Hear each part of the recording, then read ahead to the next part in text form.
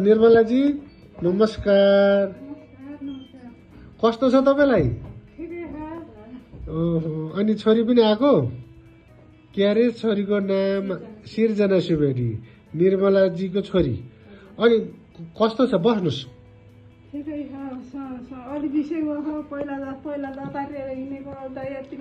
तपाईँको घोडाको पाङ्रा फेरि आयो नि त ग्रिन सिटीमा? कति भयो? अब के भन्नुहुन्छ त हस्पिटलवाला? भन्नुहोस्।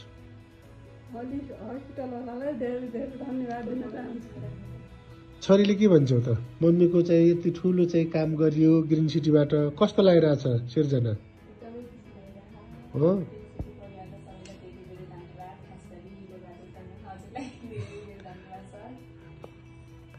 अनि आमा चाहिँ यसरी बैशाखी पनि लिएर हिँड्न नपर्ने हुँदाखेरि खुसी लाग्छ नि त।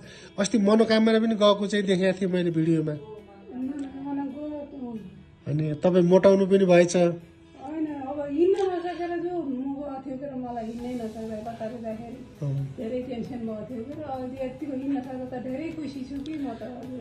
अब यसरी घोडा दुखेका मान्छेलाई ग्रिन सिटीमा गएर अप्सन गर्दा ठिक हुन्छ भन्ने कुराको सन्देश तपाईँ दिन सक्नुहुन्छ?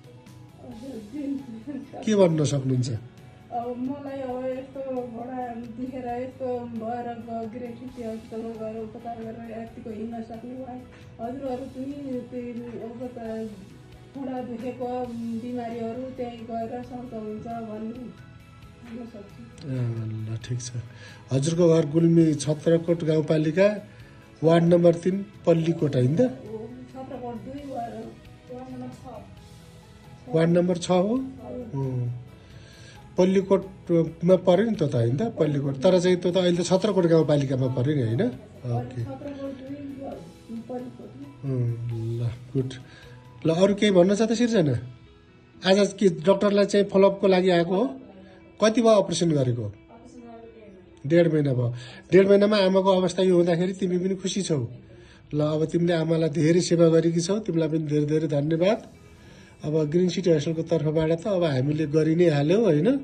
अब हाम्रो डाक्टर साहब, डाक्टर विनोद शेरचन लगायत हाम्रो हस्पिटलमा अपरेसन थिएटरमा काम गर्ने सम्पूर्ण एनेस्थेसिया डाक्टर, सिस्टरहरू होइन, एसिस्टेन्टहरू सबैलाई चाहिँ धेरै धेरै धन्यवाद छ होइन त?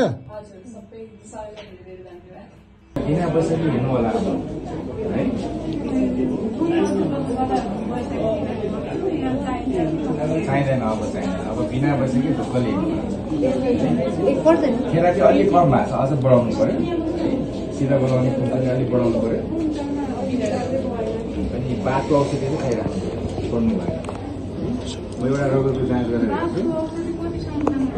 तपाईँको बातको औषधि त सकभर अब जिन्दगी भएर खानुपर्छ। तर के भन्दा हामीले रगतको रिपोर्ट हेर्छौँ। रगतको रिपोर्ट हेरेपछि कहिले कम औषधि घटाउँदै लैजान्छौँ। फेरि बाँकी च्याप्न थाल्यो भने औषधि बढाउँदै लान्छ। त्यस्तो अब अहिले 3 महिनासम्म खानु पऱ्यो अपरेसन गरेको भएर।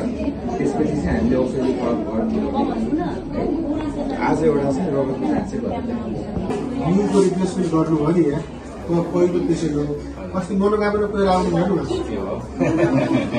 आज के गर्नुभएछ थाहा छ? मलाई भेट्न यो छतलाको भर्याङ चढेर माथि पुग्नु भएछ।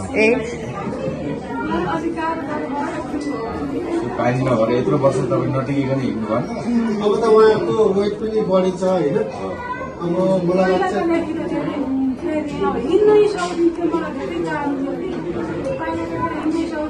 सबैको अपरेसन गर्ने डाक्टर साहब उहाँ हो नि त। अब के भन्नुहुन्छ त डाक्टर साहब? खुसी लाग्यो।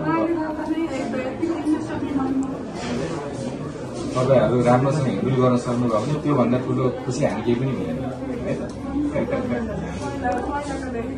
सिर्जनाले केही भन्नुहुन्छ कि डाक्टर साहबलाई?